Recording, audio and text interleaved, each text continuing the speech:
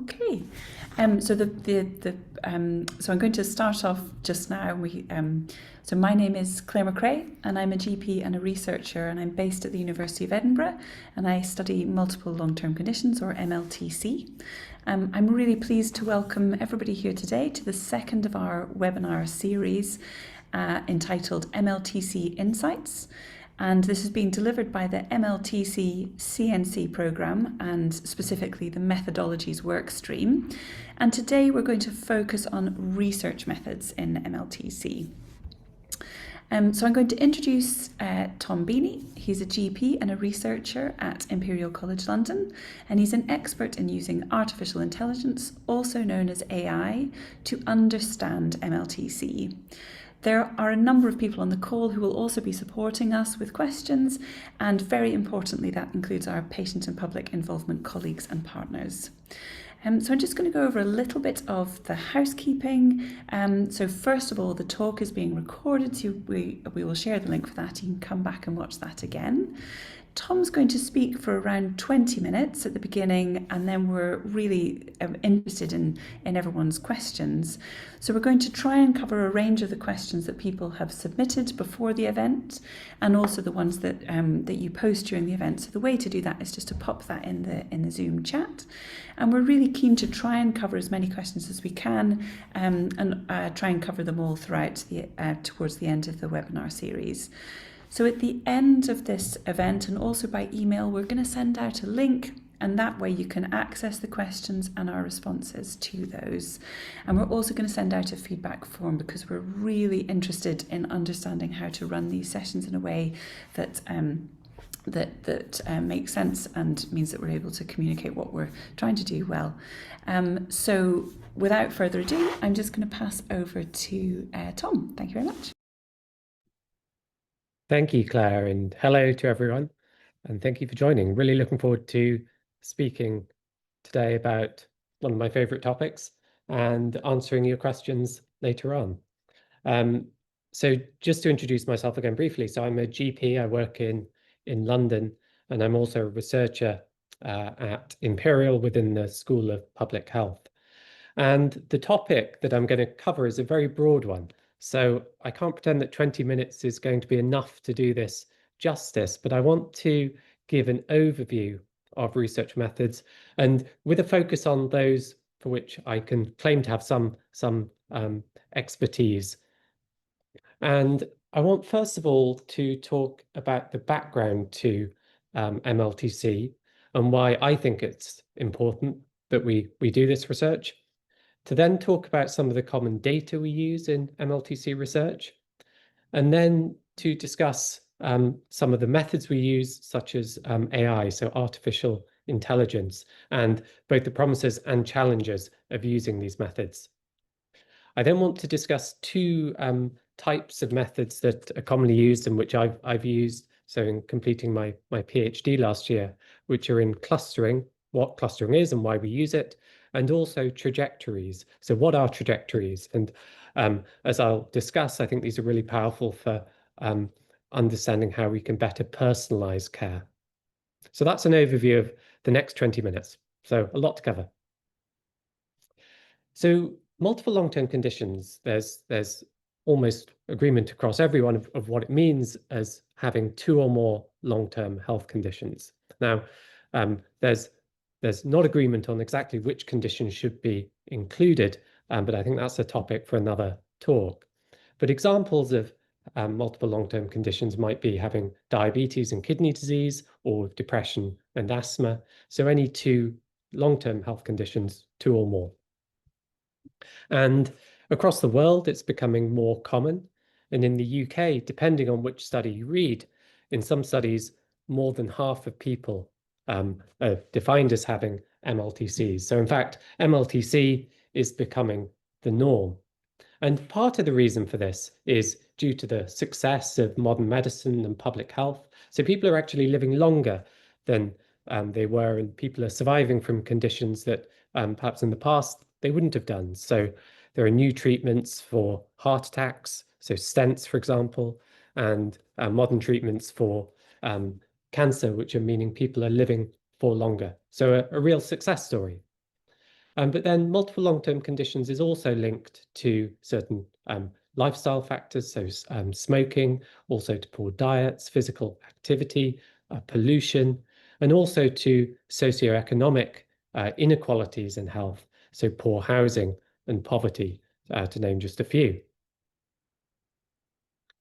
And multiple long-term conditions creates challenges for our healthcare system, which is designed really around the care of single conditions.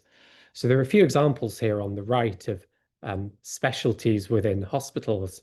And so, for example, cardiology here on the top left looks after conditions affecting the heart. Orthopedics just below looks after conditions affecting the bones. And so each part of the body has a different specialty that cares for that particular body part. And all of this results in where people do have multiple long-term conditions, they need to have many appointments if they're needing hospital care. And there may be conflicting priorities amongst their different teams that they're seeing over how best to manage their conditions. And really it leads us down this avenue of care which is disease-focused rather than being people-focused. And so to me, the real goal of MLTC research is around personalization and getting towards person-centered care rather than disease-focused care. So it's about understanding conditions in combination, not in isolation. And understanding not just the person themselves, but also their wider context, so their family and support networks and the environment that they're in. So that's the background to my interest in MLTC research. And I wanted to talk briefly about some of the common data, particularly when we're reflecting on using AI methods. And so one form of data collection that's commonly done is surveys. So collecting questionnaires from people. And this is something that would be designed specifically for the research. You'd have to first define which conditions you want to include, and then you can ask people specifically, do you have this condition? Now, these work well if there's a small number of people, but it can become very costly to ask many thousands of people with individual questionnaires. And commonly in multiple long-term conditions research, and these are the sort of data that I use, are what we call routinely collected healthcare data.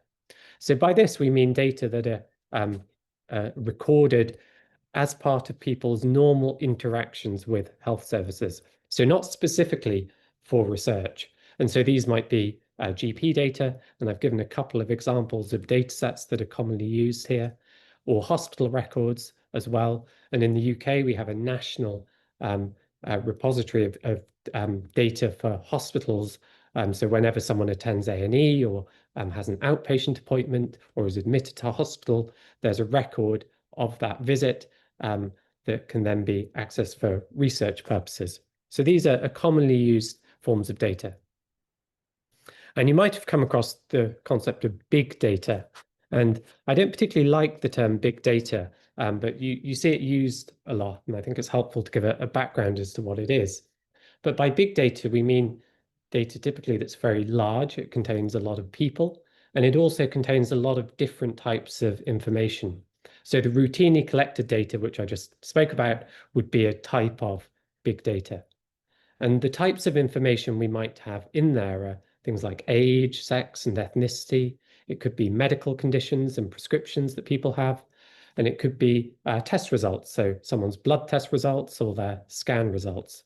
So a collection of data which incorporates all these different elements. And a strength of these sorts of data is that they contain many people, and so they're very diverse. So it's not relying on people signing up for a research study to be part of it.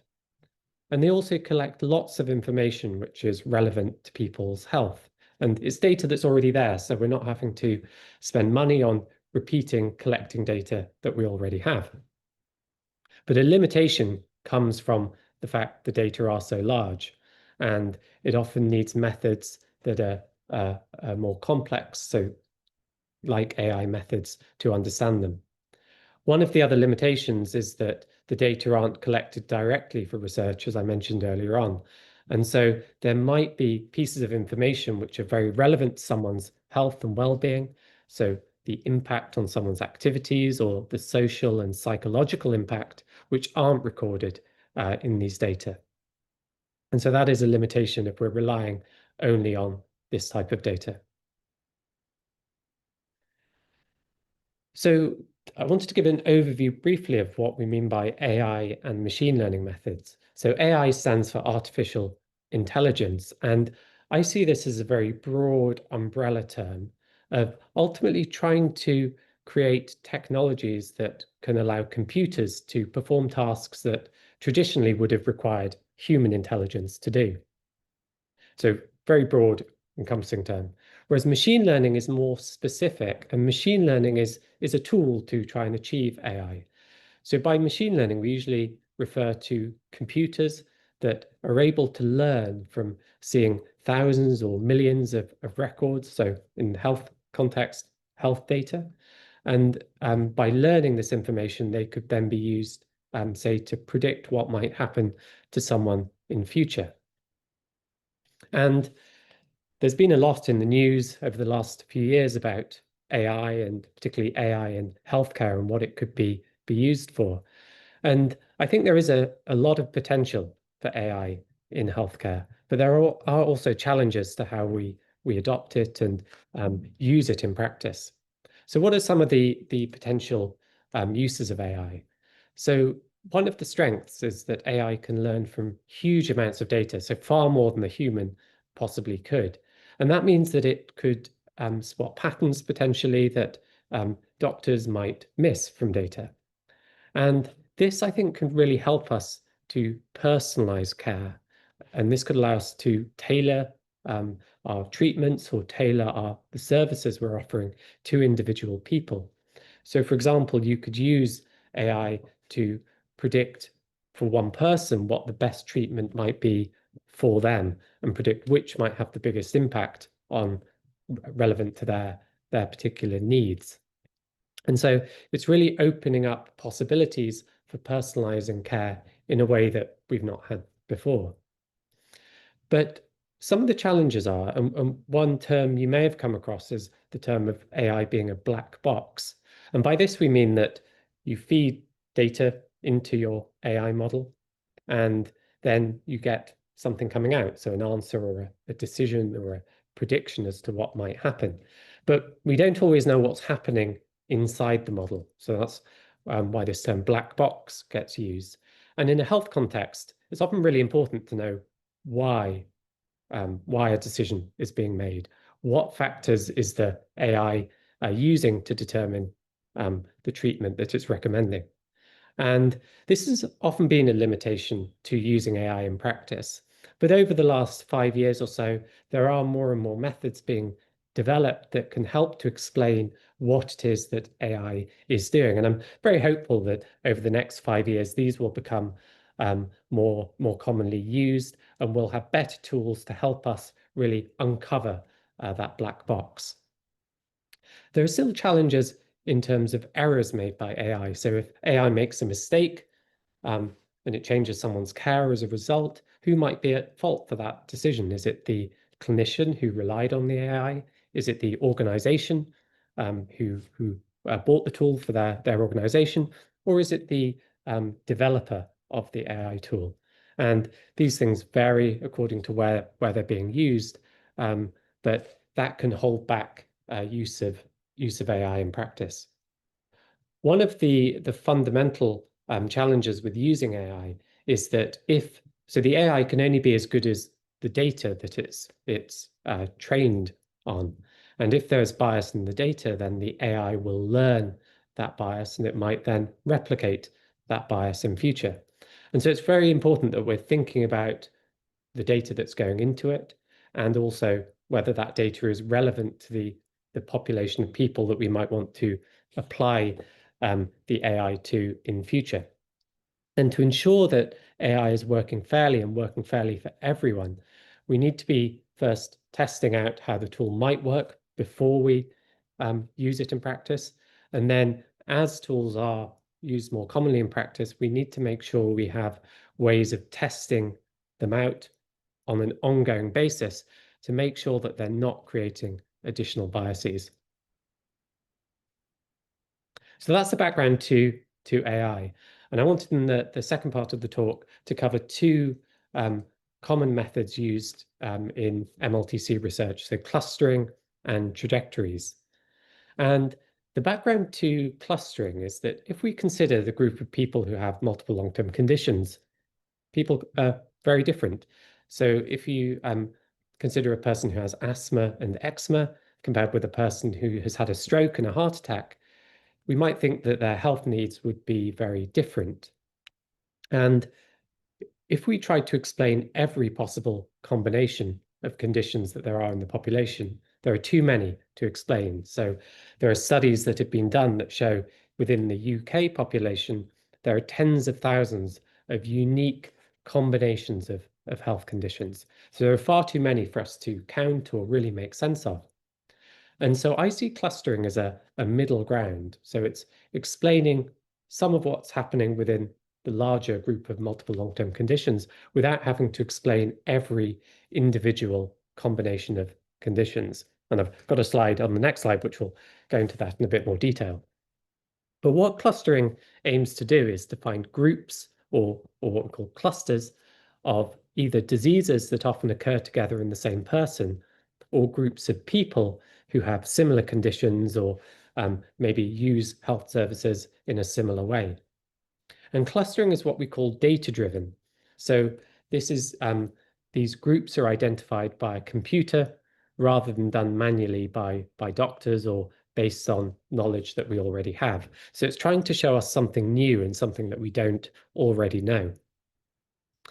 So to come back to the example of where I see clustering fitting in is that if we think about people who have multiple long-term conditions, it's this really broad, diverse group. But if we were to think about every combination of conditions, there are very many, and that's represented here on the right. So I selected 6 examples of conditions and different combinations of 2 conditions. And this isn't even all of the possibilities, but there are very many there, and I'm not expecting you to read through all these. But clustering fits in somewhere in the middle, which is that we could identify perhaps 3 or 4 clusters of conditions that often are found together. And so it's giving us a bit more insight than just thinking about multiple long-term conditions as one big group, but not giving us as many as we have here on the right. So something that's a bit more interpretable and therefore easier to use in practice. And I wanted to give you some intuition as to how clustering works.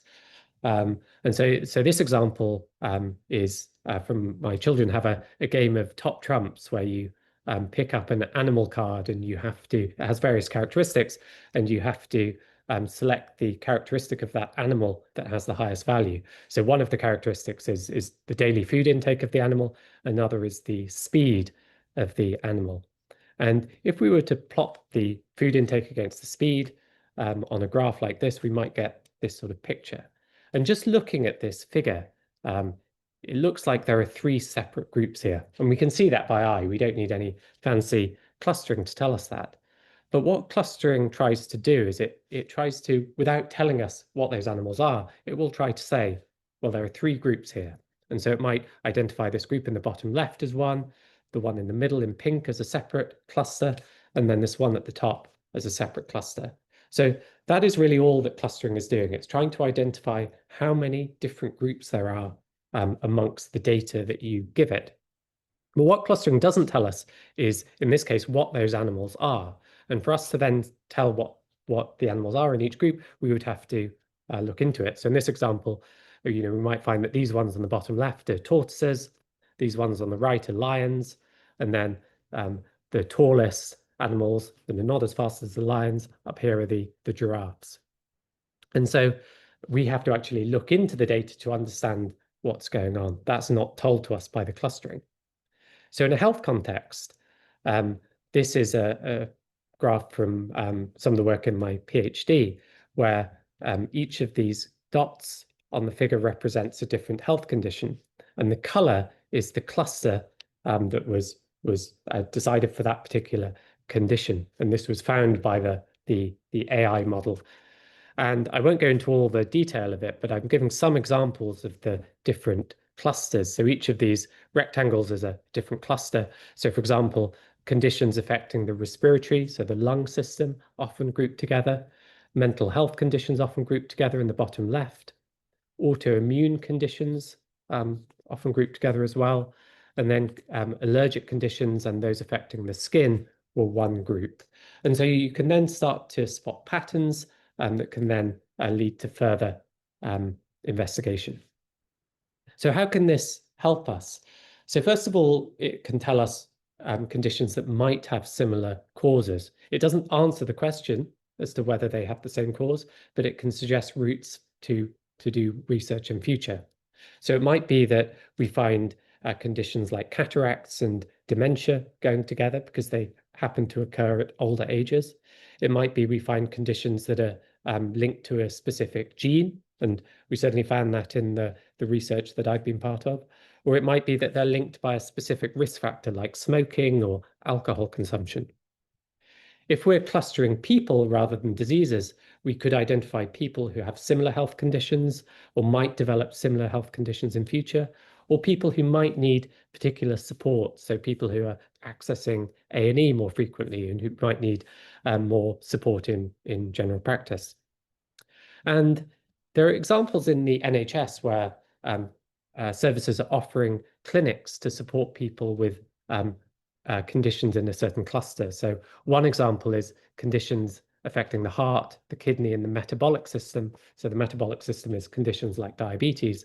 They very commonly go together, and there are clinics being set up to help support people with all of those conditions at once to create more efficient and holistic care. So very lastly, just in the last couple of minutes, I wanted to introduce trajectories and how this could be helpful to understanding and personalizing care.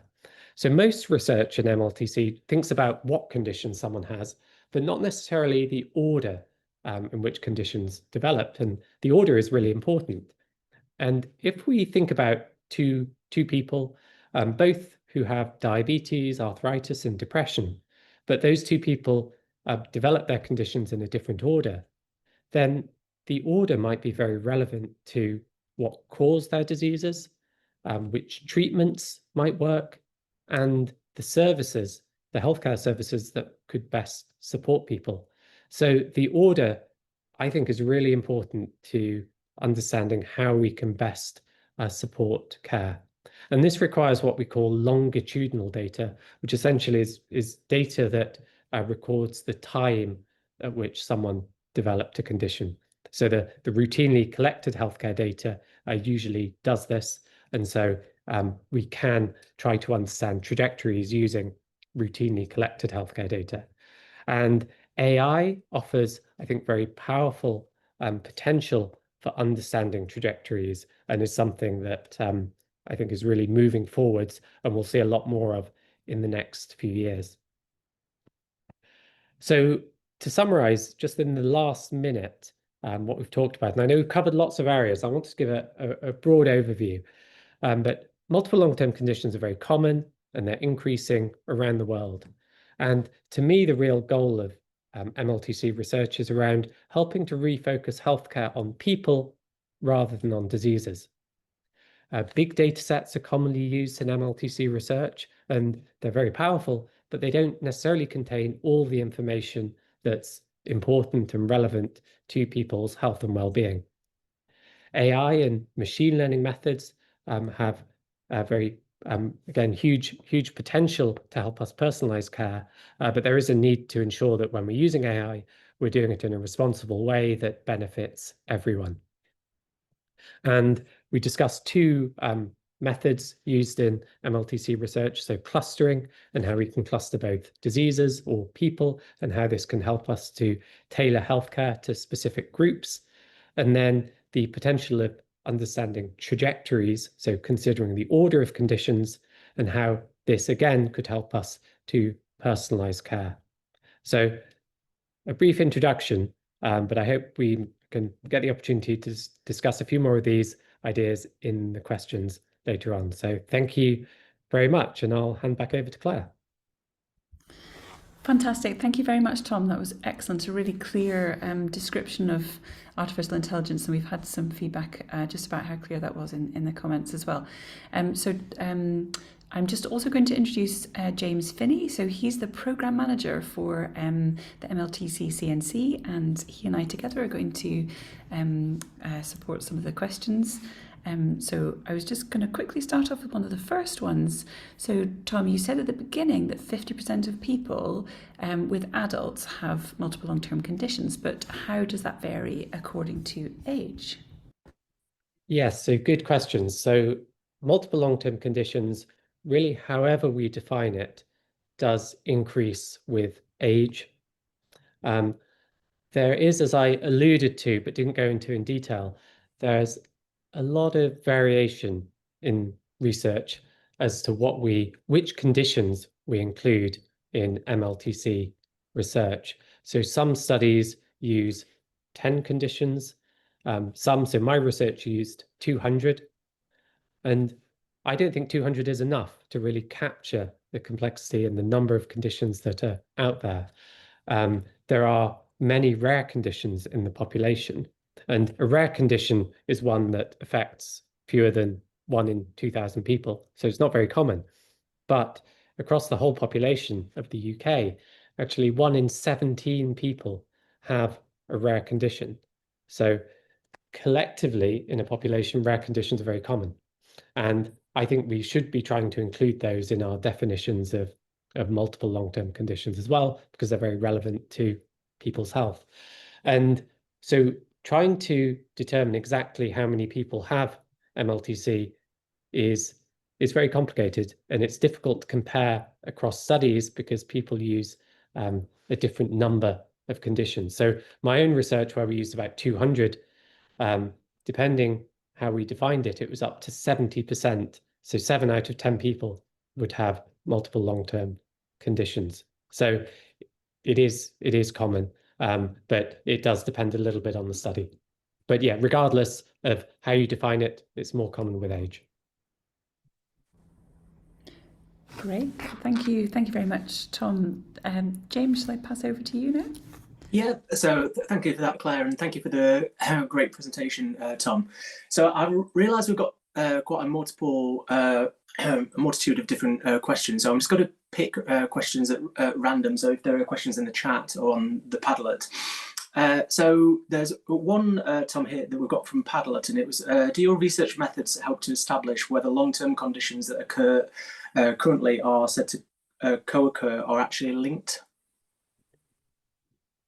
Yeah, so I spoke a bit about clustering, and clustering can tell us if conditions are linked in some way. So if you have one, you're more likely to get another, but it doesn't answer whether one condition causes another. And there can be lots of reasons why a condition occurs with another one. So it could be they tend to occur at older ages. It could be that they share a similar cause.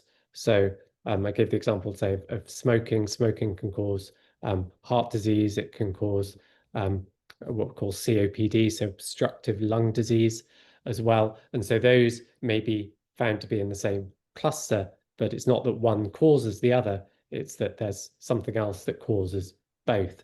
And so clustering directly doesn't answer that question. It can just tell us that two things are linked in some way, and we would then have to then design another study to look at exactly what it is that's linking those conditions. So in many cases, we know when we see the results of the clusters, there's existing research that tells us these two conditions are linked, but it can be that we're throwing up new conditions that we didn't know to be linked together. And that's where I think clustering can become very powerful, because it's helping us identify where should we be looking next. Thanks for that, Tom. So another question that we've got in the chat from Shittle P, it's we see disease-specific groups and organisations working solely on one condition. How can we encourage stakeholders to see the value in MLTCs? Yeah, so I suppose my view is that all, regardless of which area of healthcare you work in, MLTC should be on everyone's mind because it is so common. And we should be moving away in healthcare from this mindset of focusing on one condition. And so thinking about MLTC research as well as being separate, I think it should be moving into all research. I think all research should have an appreciation of MLTCs. If you're doing a study on one condition, you should be considering its impact more broadly on people with other conditions as well, because the reality is that most people do have more than one. And our focus our focus in the health system on single diseases is throughout our systems. We refer, so as a GP, I hope my focus is more broadly around people and rather than the one specific disease. But when we're referring to hospital, we tend to refer for one condition. And when people ultimately go to hospital, the specialist will only manage that one condition. They then come back to us. So I think it requires change throughout the system to consider multiple conditions.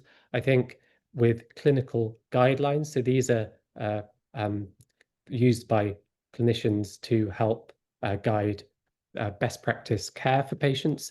These are designed around single conditions again.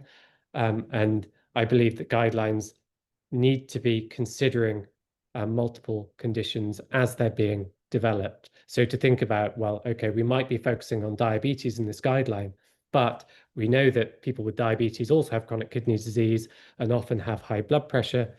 Those we should be considering the impact of our recommendations on those groups as well. So that's something that as a healthcare system needs to change. I think there's a lot of clinicians I speak to, particularly general practice, are really interested in this, and hospital doctors are becoming more interested in multiple long-term conditions as well. So I think it's a journey that we're on, but it's a really important one to sort of embed more generally within our healthcare system.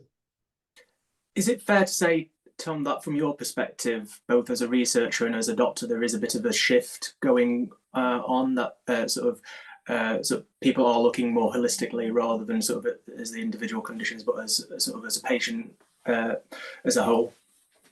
I think it is, yeah. And I mean, when I was at medical school, which wasn't that long ago, but I'd never heard of the term multimorbidity. It just wasn't a term that we used, and again, multiple long-term conditions. And our whole education was very much focused around single conditions. And it is something that's much more on the agenda in research and also healthcare as well. So I actually had a meeting just today within my practice about trying to develop a clinic, a dedicated clinic for people with heart, kidney, and metabolic conditions. So trying to find ways of managing conditions collectively rather than in isolation. So within the system as a whole, yeah, there's a real move to doing this. Thanks for the questions so far, Tom. So just having a look, I think we've had a couple of general questions, but actually one that's probably a little bit technical, but actually probably quite interesting for the audience. It's a sort of, what percentage of data that has been analysed has been used and implemented in everyday treatment as of today? Yeah, so I suppose it's difficult to answer exactly what that might be, but if we're thinking about clustering, then one of the big challenges with clustering research is translating it into practice. And the last, I would say, 10 years of research doing clustering has been trying to identify what are the most common clusters within multiple long-term conditions. And I think we now have a pretty good understanding of what those common clusters are. So for example, the heart, kidney, one that I mentioned earlier. But how do we get that into practice and making meaningful change within our healthcare system? That I think is the stage that we're now at, of trying to move these findings into new models of care. And so some of these clinics I mentioned are one way we could get there. But yeah, we're at that stage where we're now trying to implement some of the findings of the clustering to effect change within the system. But I don't have an answer directly to that question now, but I think over the next 5 years, we will see more and more models applying this sort of more collective thinking within the healthcare system, and we'll have it will be leading more directly to change. I think thanks very much, Thomas. I just had one question that's come up, I think 2 or 3 times in the chat, and it's about how do we move this into kind of precision or personalised medicine so we can understand these clusters. What does that mean for an individual? And I think you really nicely pointed out that an artificial intelligence method can do something that a human can't. But do you think that is something that's implementable? Yeah, so I think it is. And when we talk about precision medicine, there are lots of aspects to it. And sometimes precision medicine can refer to perhaps understanding people's genetics. So doing a blood test and understanding someone's particular genetic risks, and then being able to tailor someone's care or their treatments based on what their genetic risk is. And those are becoming more used. There are more of these genetic tests being available, and incorporating those with AI as well, using information from someone's healthcare record. We're bound to see this in practice in future to help make more personalized decisions. I don't think we're at a stage yet where we're ready to implement these widely particularly within primary care. But over the next 10 years, I'm sure we will be seeing more of these AI models. As a clinician, my concern would be, that have we safely evaluated these in practice first, and have we got ongoing structures in place to continue that evaluation? And we often, I think the first bit when you develop a tool is think, well, is this safe now? But as you use it, people change, the population we're applying it to changes, and so there has to be almost real-time evaluation, checking that the tools are safe in practice as well. Thanks for that, Tom.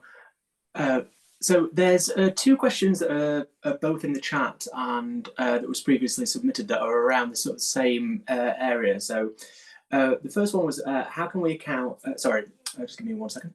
It was, looking ahead, what faith, if any, do you have in AI and the NHS federated data platforms addressing issues of patients with MLTCs? And the second question was around sort of very similar. So it was, do you see the availability of health data sets being offered by this Cure data environments as potentially an amazing opportunity in transforming the UK health landscape? So could you potentially just comment on those, Tom? Yeah, so I'm not an expert on the federated data platform, but as I understand it, the aim is to allow better the sharing of information across hospital trusts. So each healthcare organization, each hospital will have a system, and they will be able to share patient information directly between hospitals. And one of the big challenges that I face as a GP when I'm seeing patients in clinic is that people have often had an appointment in hospital, and they then come to me and want their treatment changing based on what the specialist said, but there's no letter available, or they've been to A&E and I've not got the letter through. And this is, I mean, a day doesn't go by where I don't encounter this problem. And it's frustrating for me, and it's more frustrating for patients as well, that there isn't that readily available access. And particularly given, the NHS, we think of it as one big organization. And so you think it wouldn't be as difficult as it has constantly proven to be to share information across organizations within the NHS. So it's a real challenge, this what we call informational continuity. So having information that is is readily accessible across different sources. And so I'm very hopeful that the new platform could provide that. I know that there have been, it's something that has been tried in the past and wasn't ultimately successful. There are local examples. In my area, we can now access blood test results that were done in hospital, and we can access some of the hospital records. So we can see letters that are on the hospital system that haven't been sent through to us yet, but only within our local area. So patients who are living just outside or went to a different hospital, that's not the case. So better supporting data sharing, I think, will be really powerful in supporting care for multiple long-term conditions. And so the second question was then about the secure data environments. Yes. So these environments that support research using the sort of routinely collected healthcare data that I spoke about. And the power of these methods comes from having large numbers, and but you need secure environments to analyze these data.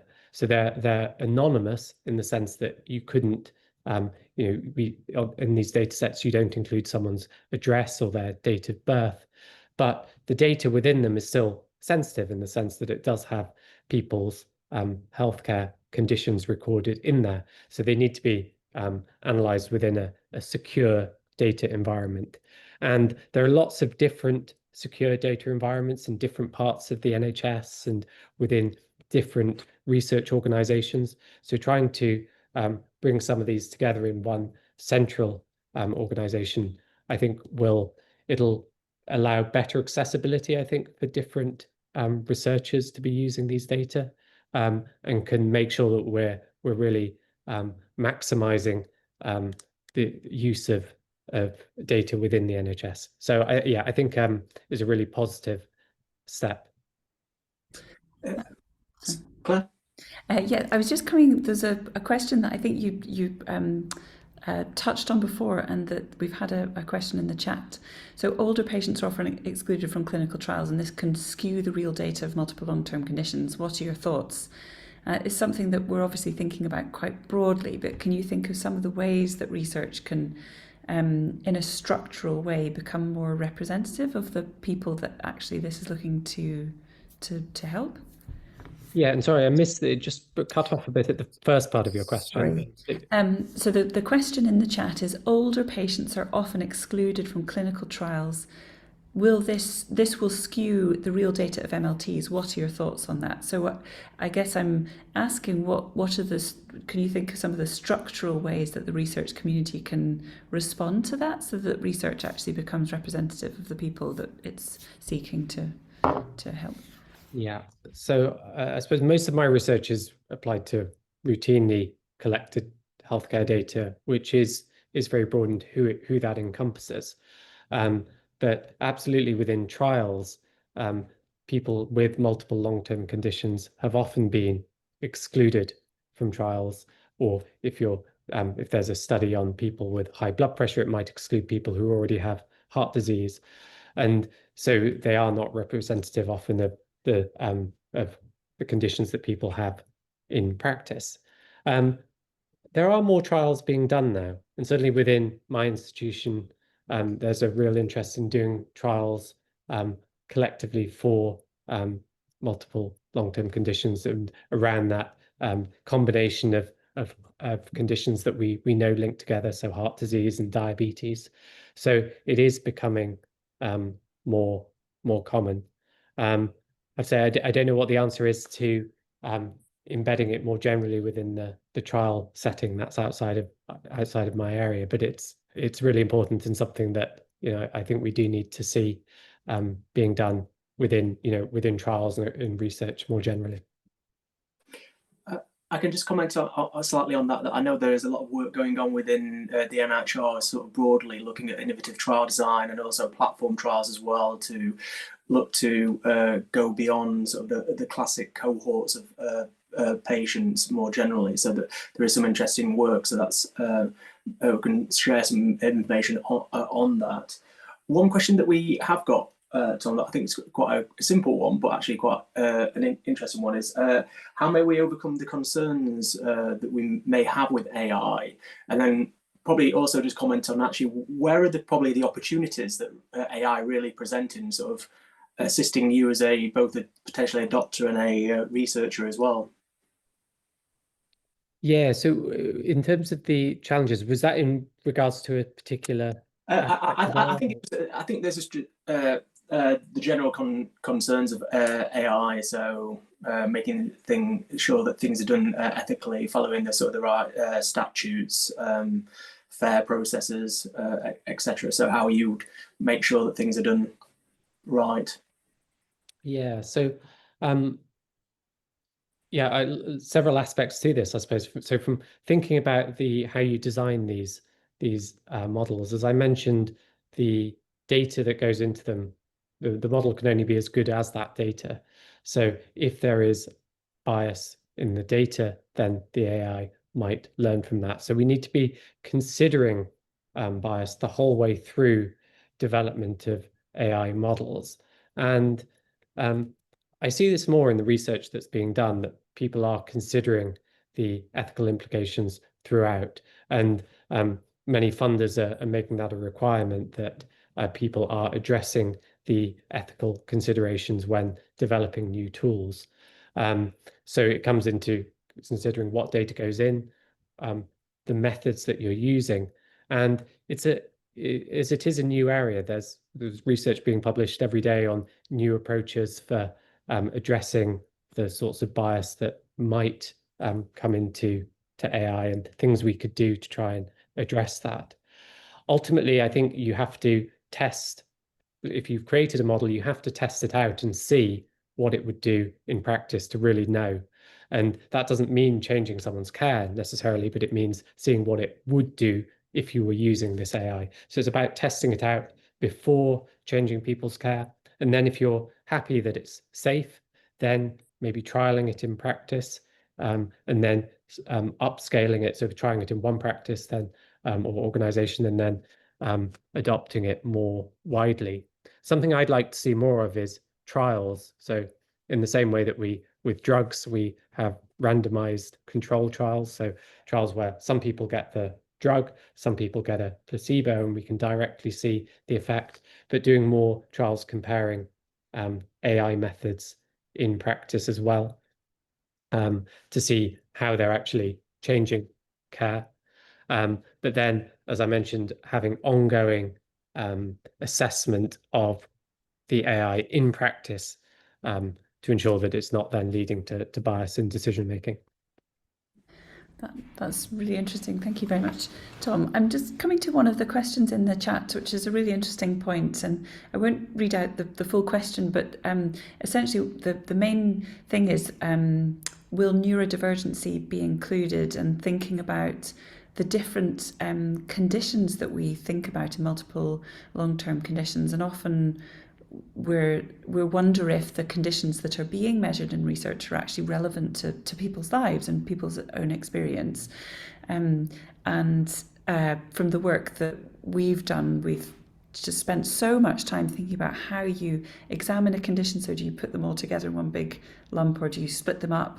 And also thinking about working through Delphi, and so speaking with people with lived experience and professionals and things, trying to choose those conditions. And I wondered, so first of all, in direct answer to this question, thinking about things like neurodivergency, do you think that is something that will be considered? And how did you approach this, the choice of conditions? Because it's really difficult to get that right, I think.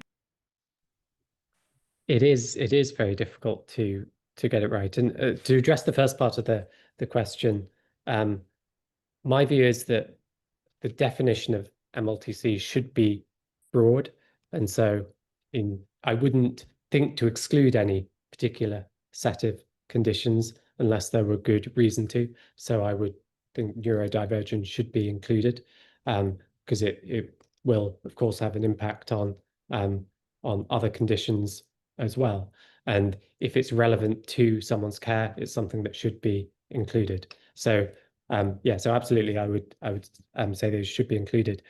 The challenge with this research is that where do you where do you draw the line? Because of course, any condition could count within multiple long-term conditions. And ideally, we would include every possible condition. But the more we include, the harder it can become to understand and interpret the results of studies. But we need to be involving patients and the public in the design of our research studies and in that process of selection. And really, we want to include in any study as broad a group as possible in those initial decisions. So I know a member of my patient and public advisory group for my PhD is on the call today. So hello. And that was really important in my research to have input from this group in selecting both the conditions and the outcomes that were relevant to patients as well. So yeah, having broad input, so it's not just a few people or just clinicians who are deciding which ones to include. But it's a challenge, and but the point I start from is we want it to be broad and as inclusive as possible. Thanks for that, Tom. So just sort of linked to that in a way, there's a previously submitted question. Is there a summary measure of comorbidity severity or disease progression at the individual level that can be used to adjust for or consider in the evaluation of outcomes? So I know that's quite a specific question, but I think it does sort of speak slightly to the appreciation that every condition is slightly different and there may be different levels of severity there. So there are some scores that have been developed, and there's one called the Cambridge Multimorbidity Score, which gives someone a value depending on the degree of MLTCs that they have. And this score was developed looking at particular healthcare outcomes. So I can't remember off the top of my head which specific ones it was, but it was developed as a tool to look at whether someone might be admitted to hospital. The challenge, I think, is if you're reducing this down to a score, there will be a lot of variation. Two people might have the same score, but could have very different health conditions. And so they might have very different healthcare needs. And so the score itself doesn't tell you how best perhaps you might manage care. It will really only tell you if someone's at risk of admission, for example. So the risk of sort of collapsing all of this complexity into a score is that we miss out on that variety. And in some research, and so this is quite common that people might count the number of chronic conditions someone has, and that captures some relevant information, but some conditions can be more severe than others on impact on your activities. And if we're treating those, if we're just thinking about a number, then we won't be appreciating the differences within it. So scores can be used as a simplified way of appreciating this, but ideally we need to be considering the conditions and the combination to best understand what's going on. Thanks for that, Tom. I realise we've got a few more minutes left, but I was just going to just use this time. So Tom, if you've got any other closing remarks or comments just from on the questions or the presentation today. No, just thank you for inviting me to speak, and thank you to everyone for the great questions. And yeah, I know there's some others that we'll answer later on if we haven't had a chance to answer them yet. Yeah. And just to note that we will be running a third session in the series. That more information will be shared at a later date. And Claire, if you have any final comments.